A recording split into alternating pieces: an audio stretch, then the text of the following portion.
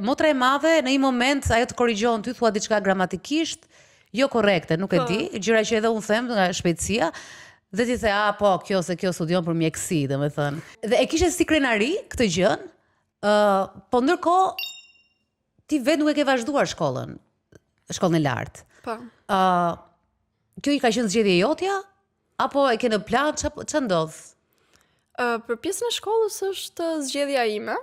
E kam lënë në fakt në fillim vitin e parë e lash si vit pushim, një gap year.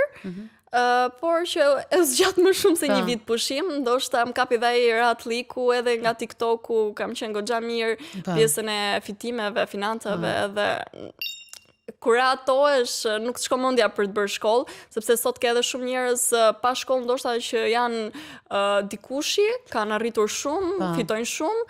Edhe janë shumë të respektuar në gjithë botën, edhe nuk është se e kam bazuar gjithë jetën time që po të bëj një shkollë, ma që do mbyllem, sepse shkolla mua më definon si njeri.